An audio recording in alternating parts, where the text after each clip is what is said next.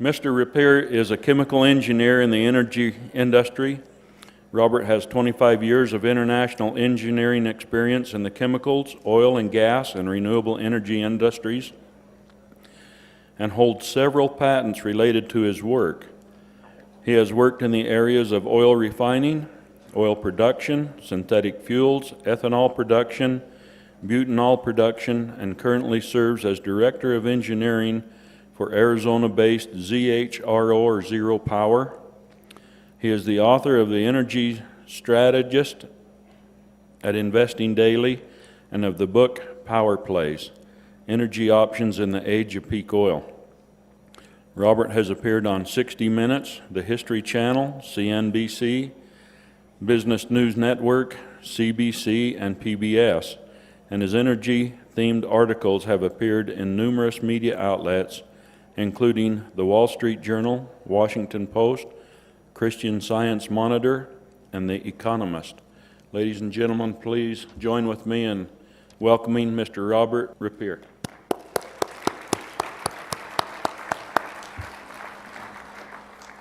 Thanks for being here. Thank you. All right. I'd like to thank everybody for having me back again. I hope I got you before you get too sleepy.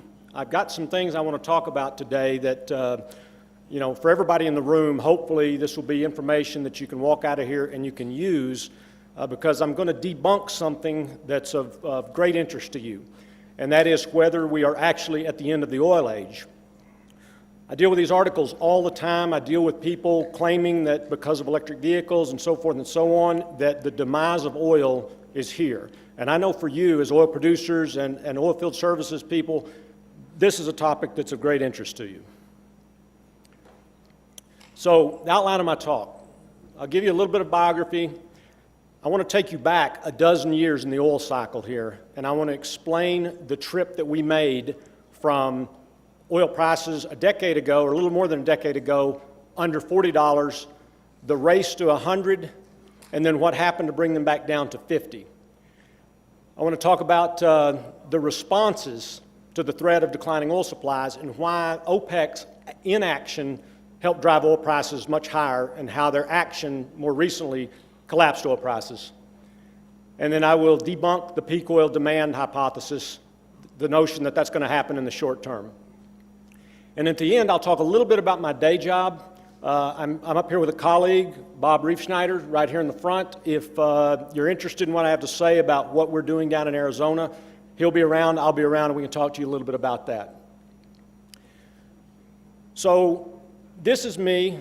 I've been a chemical engineer for 25 years. I've worked overseas. I've worked for ConocoPhillips. I've worked for chemical companies.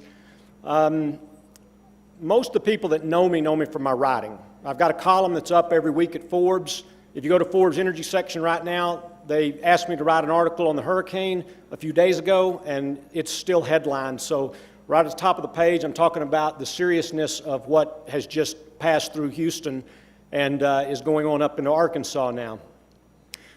I'll take a bit of a moment to ad lib and mention this situation because I'm getting so many questions about it. Some people don't understand how oil prices can be falling with what's going on and why gasoline prices are spiking. I warned all my friends and family a week ago on Facebook. I said, go fill your tanks up. This could be a very big problem. In fact, this is probably unprecedented that from one week to the next we've seen this much refining capacity go offline. We're down 22% over the last week. And even as I speak, gas stations in North Texas, in Dallas, in the area where I'm from, are running out of gas. It won't affect you here much, but if this goes on for a long period of time, I mean, the two largest refineries in the country are down right now. If they don't get back up pretty quickly, eventually the oil or the gasoline, the finished products that could flow this direction, some of them will flow south and capture those higher prices. The reason oil prices have softened since this is because oil production was largely unaffected. There's some Eagle Ford production that was affected by this, but mostly it was the refineries that got hit. And so we're already in good shape with oil inventories, and now with all the refining capacity offline, we've got a situation where we've got too much oil, not enough finished products, and so you're seeing crack spreads widen. So I have written I write for Forbes currently. I've written for Wall Street Journal, Washington Post, Leslie Stahl on 60 Minutes about advanced biofuels and whether that was a boondoggle. I am Chief Energy Strategist for Investing Daily, and I have a day job as Director of Engineering for a company in Arizona. I'll talk about that at the end. So I want to take you back to the year 2005 and the situation then. We had gone through a period of underinvestment in the oil and gas industry. Oil prices had been $20 to $30 for a number of years, and that simply wasn't enough to really spur the kind of investment that was needed to grow production. And so we saw production stagnate for a while, and a number of people read these symptoms as symptomatic of peak oil. If you don't know what peak oil is, it's the hypothesis that, it's a true thing. Eventually, oil production is going to peak and decline. It's happened in country after country. It's happened in state after state. That's a fact. Peak oil is a fact. The hypothesis part was that it would happen quickly. And so, in 2005, Matt Simmons, the late Matt Simmons, he published Twilight in the Desert, where he essentially argued peak oil is upon us right now. Congressman Roscoe Bartlett spoke about it on the floor of the House of Representatives. The price of West Texas Intermediate in just a few years tripled from $20 to about $60. And then in the midst of all that, Hurricane Katrina knocked a lot of production offline, and prices went on up to about $70. Google searches for peak oil were hitting an all-time high. So this is what was happening with oil prices back in the 2000 to 2005 timeframe. So that's a tripling in just a few years. That hadn't been seen in a very long time. And so the longer that went on, the more people thought, okay, maybe there is something to this near-term peak oil hypothesis. Here's some of the articles in the media. That's Matt Simmons again. He's arguing that there is no solution to this problem. So this is 2008. You've got former Shell CEO John Hofmeister saying Simmons doesn't understand this problem. There are actually some things that will become more economical as oil prices stay high. And Simmons said, no, they're too expensive, they cost too much energy, so forth and so on. And so a lot of you may not be aware of this, but this helped drive oil prices. This helped drive oil prices to $100. It helped drive oil prices to $140. There was a tremendous amount of speculation that, indeed, we are not going to be able to increase oil production. So how did OPEC respond? OPEC did not really respond to this. And quotes from them at the time said, we feel like the global market is adequately supplied. And they essentially did nothing. Oil prices ran up to 100. They ran up over 100. And OPEC sat there. They were very happy to get those kind of oil prices. The U.S. government responded. We got the Energy Policy Act of 2005, which gave us the ethanol mandates that we still have today. We got an updated Energy Independence and Security Act in 2007 that gave us advanced biofuel mandates. And these mandates said that starting in 2010, we would blend 100 million gallons of cellulosic ethanol, which did not exist commercially, into the fuel supply. And that would rapidly ramp up to billions and billions of gallons. And I talked about that a lot on 60 Minutes. This was like, mandating that everyone had to go out and buy a hovercraft. And you say, well, where do we get hovercraft? There are no commercial hovercraft. Well, if you mandate it, they will build it. And that was the idea. So we spent billions to produce ethanol from wood and biodiesel from algae. And it was mostly fruitless. It was mostly wasted money. You had a lot of green energy entrepreneurs, which a lot of people, noted that these guys wanted to socialize the costs and privatize the profits. So they called it venture socialism, is what these guys were engaged in. They went out and they borrowed government money, and in most cases, it was never paid back because they found that making fuel from wood or algae or whatever is a lot more difficult than they had anticipated. And the commodity fuel market is not a high-margin business. Now, we've got oil at $100 a barrel. So oil producers are not sitting there on their hands. Guys like these, George Mitchell, often called the father of fracking, Harold Hamm, Continental Resources, who was really instrumental in breaking the Bakken open, and then the late Aubrey McClendon. These guys were 3 of the 6 guys that are profiled in the book, The Frackers, a very good book that will kind of describe what was happening in the background. And hydraulic drilling has been around for a long time. Horizontal drilling has been around for a long time. It was really the optimization of these technologies that created the shale oil and gas boom in the United States. Oil production rose. In the 150-year history of the United States, this caused oil production to rise at the fastest rate in 150 years. We added 6 million barrels per day of production in about 6 years. Starting the year after Matt Simmons told The Economist, the only way is down, and we started adding incredible amounts of oil. So, it turns out that the cure to high prices is very much high prices. That allowed these guys to go out, and a lot of the oil resource that we had, the Bakken's been known about for many, many years, but it was too expensive to produce. The funny thing about oil prices rising, suddenly some of these plays are not as expensive, and some of this marginal oil at $60, $70, you're not going to produce that oil when oil has never been above $50. But once it is hanging around there at 100, yes, there is indeed a lot of oil still out there to be produced. So in Utah, interestingly, your production turned up, I think in 2004. It turned up well ahead of the curve for the rest of the country.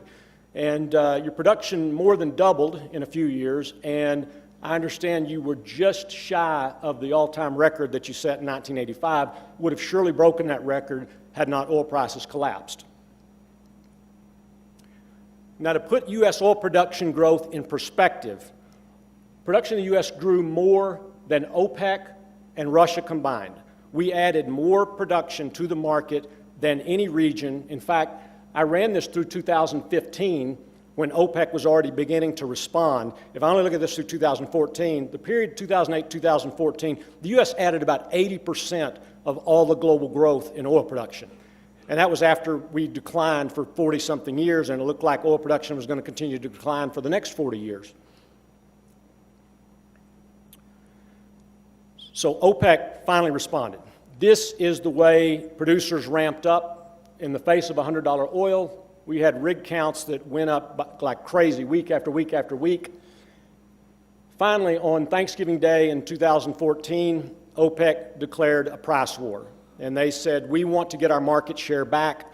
And so they went and they dumped more oil into this market that U.S. producers had already put 6 million barrels per day of oil into. You can see the rig count immediately fell sharply. Now, why did OPEC do this? Before the OPEC oil embargo in 1973, OPEC had 50% of the global share of oil production, or oil supply. We made some changes. We made some energy policy changes in the early 70s to deal with this. More fuel-efficient cars. We got the Alaska pipeline approved and oil flowing, and OPEC's market share declined quite a bit. And so over time, they recovered back up to about 40%, which is where they've been since about 1990. They've bounced around 40, 42%. I think what they saw was they saw shale and they saw no end in sight to the U.S. adding 1 million barrels per day. And they finally decided they lost a couple of percentage of market share. It really wasn't that much, but I think they were looking out and they were saying, okay, we've got to stop these guys or we're going to be out of business. So I often try to put myself in the shoes of OPEC and think, what would I do in that situation? And I think their reasoning was, it was widely believed that $60 a barrel would crush the shale oil industry, that people could not be economic at that level. I know a lot of them thought that a drop to 60 would sideline most of the U.S. shale industry. They did have an alternative, and their alternative was, if they just cut production a little bit, that'll keep prices propped up, but then when is the end? When will U.S. shale production cease growing? And so they have to look out in the long range, and they have to make a call. OPEC has 72% of the world's proved oil reserves. So if you're sitting in OPEC's shoes, you might can say, we can play the long game here. The fact is, it cost OPEC probably $1 trillion. I thought it was a huge mistake, but I will acknowledge there were risks no matter what they did. They could cut production a little bit, they could do absolutely nothing, or they could dump a lot of oil on the market. They decided to dump a lot of oil on the market and said, in the long run, we'll get our market share back. Now, here's what happened. If you look in the 2014-2015 time frame, again, U.S. producers have added 6 million barrels a day to the market that nobody was counting on, and OPEC came in on top of that, and they added another 2.8 million barrels per day. Now, so I've had people say, so it's OPEC's fault that prices crashed. I say, no, it's not their fault. U.S. producers did add a lot of production to the market, so you might say they started a fire, and then OPEC threw gasoline on top of it. And oil prices plummeted. Now, they hung around at $100 far longer than I thought they should have. And I thought the reason they hung around is because all of this talk about peak oil and people being afraid that shale was maybe a flash in the pan. It's ironic that my book has the title Peak Oil in it. My book was published in 2012, and I argued with my publisher. I said, I do not want that in the title because that is too much associated with sort of a fringe element of end of times, and it's not all real sound science. Some of the fringe element of the peak oil people, it's not really sound science. I lost that debate, and it wasn't long after that people were really saying that peak oil is, that's not really a thing. Okay. So what do we learn from this? We learned very much, and this is a lesson that is applying today, that perceptions influence prices. But high prices spur innovation and production. And that's what we saw. The U.S. shale boom was created out of these very high oil prices. These perceptions ultimately turned out to be wrong. We were not on the cusp of peak oil, but it took several years for that sort of to sink in and for finally the world to come to terms with the fact that there is substantial oil production available, and there's enough excess capacity that the situation is not nearly as tight as what it appeared.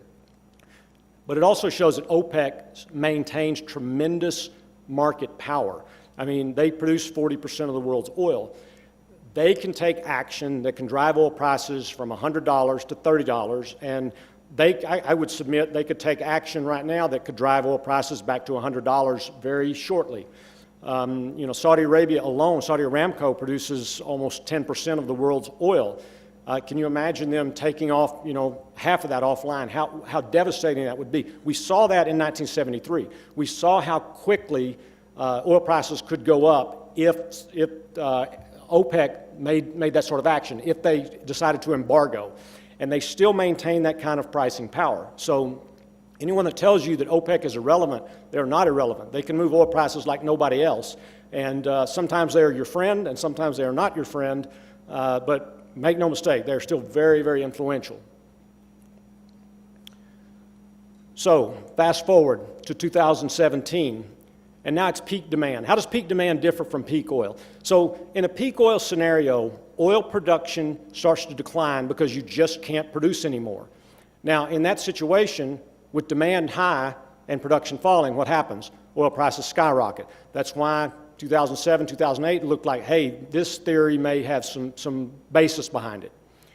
Peak demand is something else entirely, and I'll show you some of the media coverage of this. Peak demand means because of electric vehicles, because of higher fuel efficiency standards, because of all these things, people are going to move away from oil. They're going to turn their back on oil. Oil demand will decline because people no longer need oil.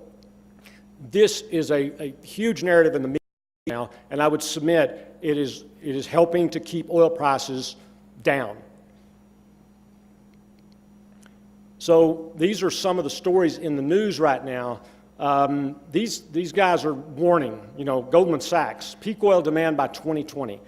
If oil demand peaked by 2020 and started to decline because of electric vehicles, you guys would be in trouble because oil prices are going to fall.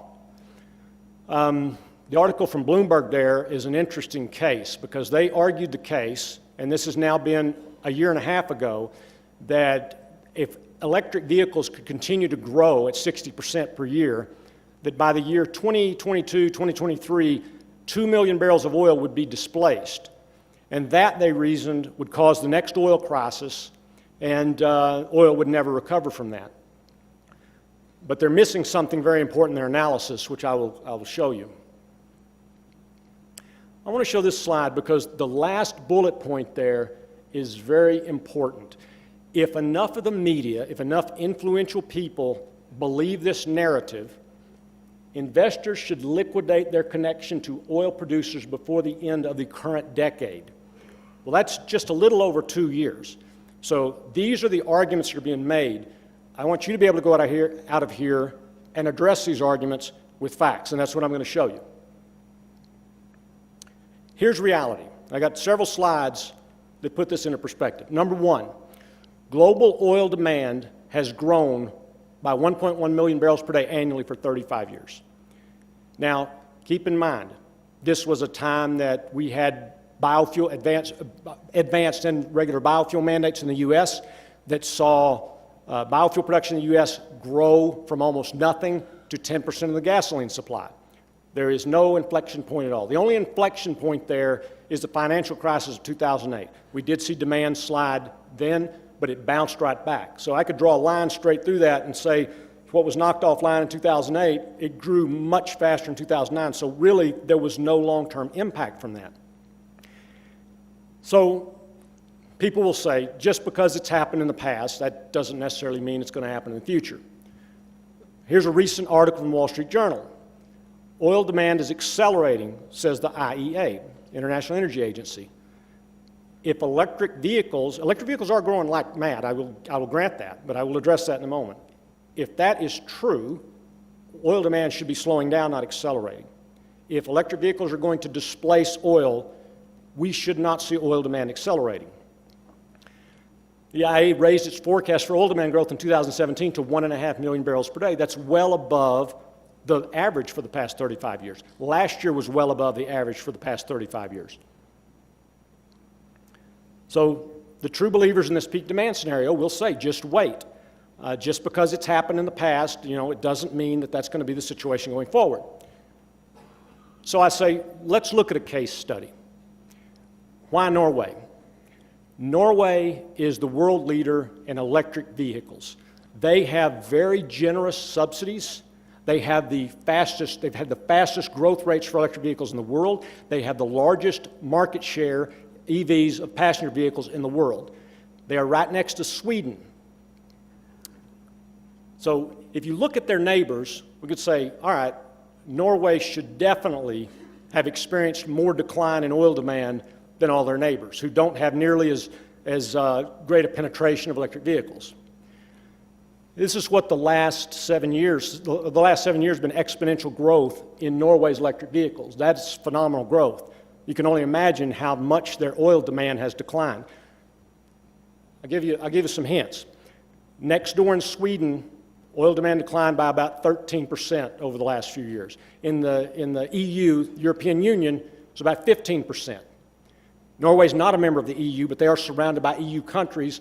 They have similar policies to all EU countries. So oil demand down by 15% in the EU, 13% in Sweden, down in Denmark, down all the countries around.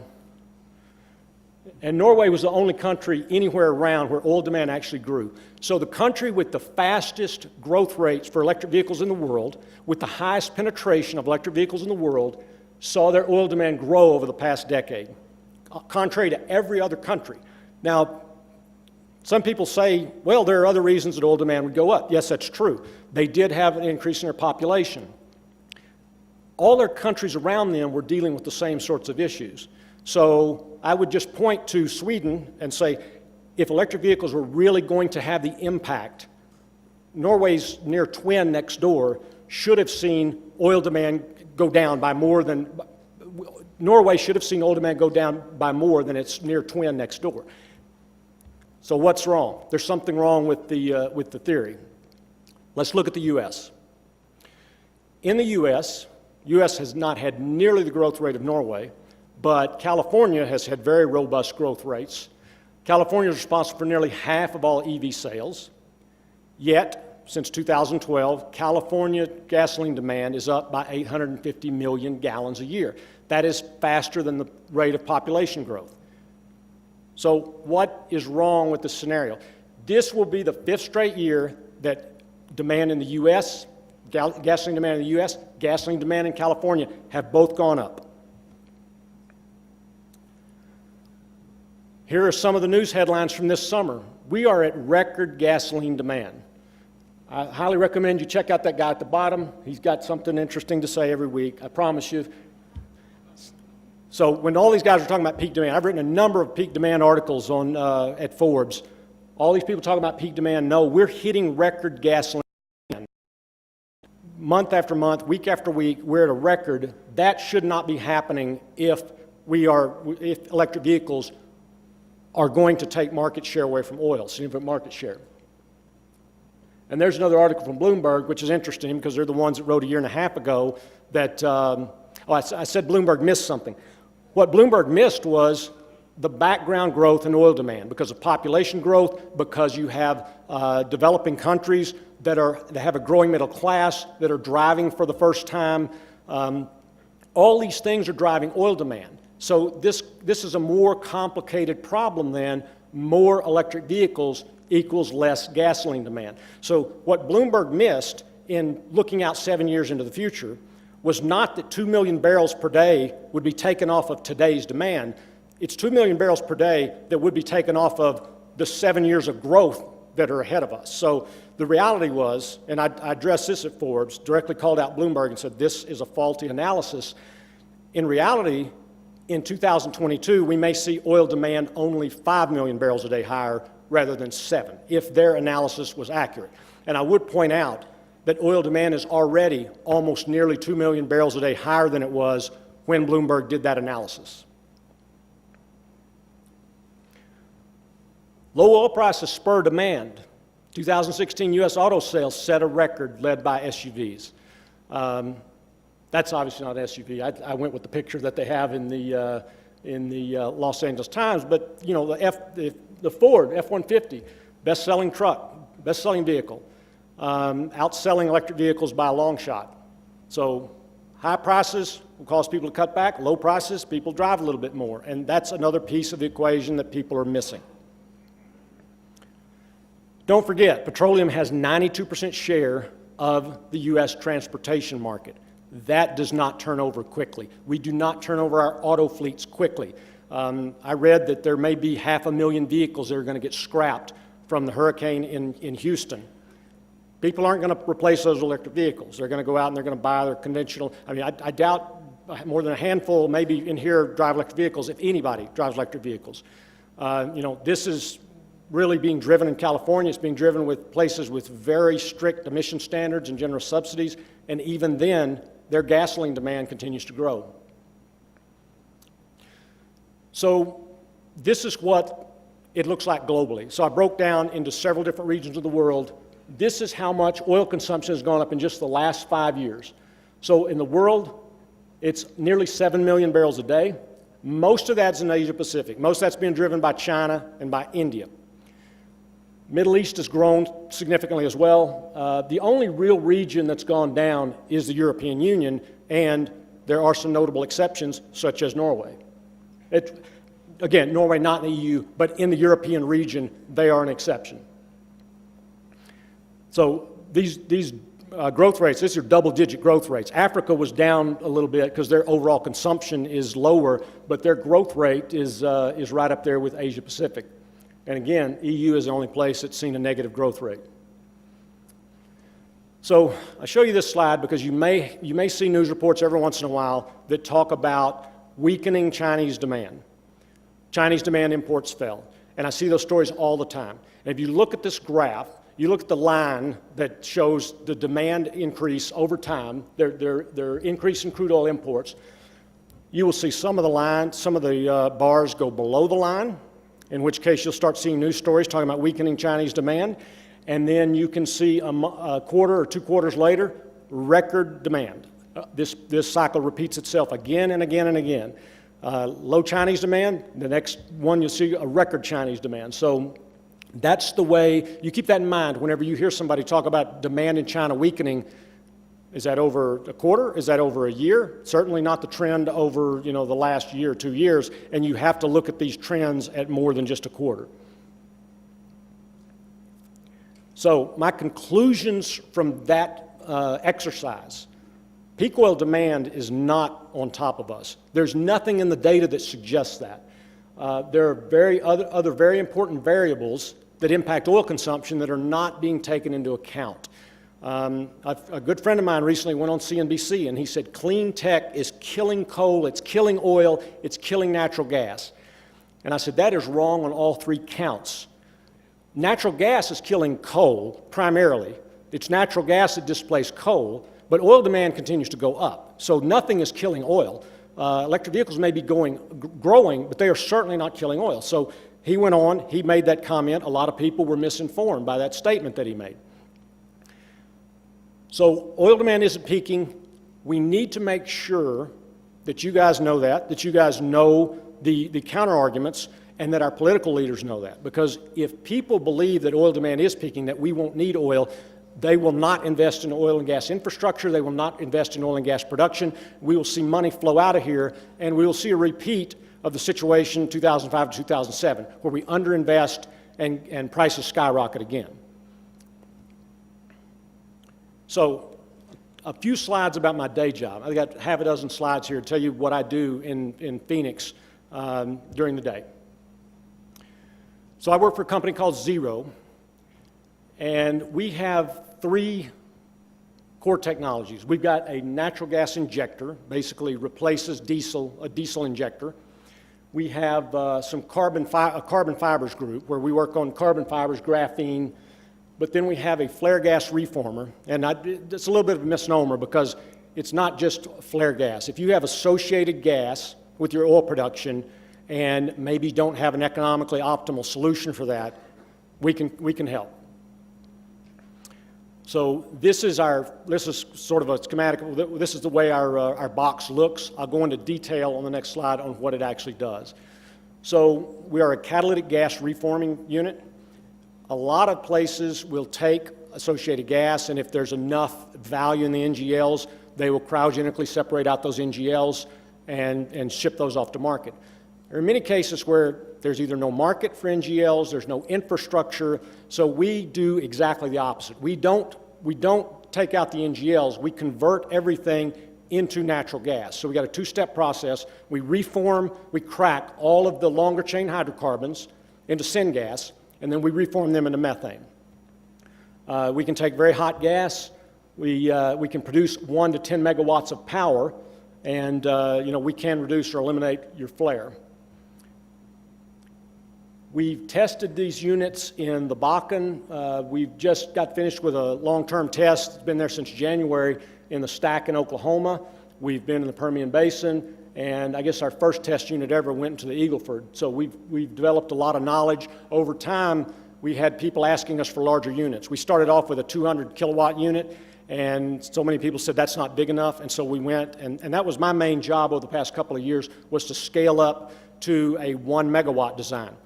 I think my colleague Bob Rieschneider has put a handout on everybody's table, so there should be something there if this is something that might interest you. Applications. I think the real optimal application, in my view, is if you have a need for power on site, you are producing that power with diesel, and you have associated gas. We can probably come in and do that at a better price point than what you're currently paying. But there are also virtual pipeline applications, gas lift compression, and drilling and fracking. Last slide. This is what the gas composition looks like. If you do have an associated gas issue, this is just showing what the unit can do. You focus on ethane there. You can see that the ethane, we went from 13% in the inlet gas down to 0.4%. We can actually get it lower than that. The only thing I'd flag here, and the methane went from 69% up to 88%, nearly 89%. That's just because we didn't remove the CO2. CO2 can be removed if needed. Most of the applications have not required that, but it is an option. So we could take that methane concentration on up another 8–10%. And with that, I think that is the last slide. Thank you very much. Again, my colleague Bob Rieschneider, he will be hanging around, he's right over there in the corner, and I'll be around for a while this afternoon if you have questions, comments. Thank you.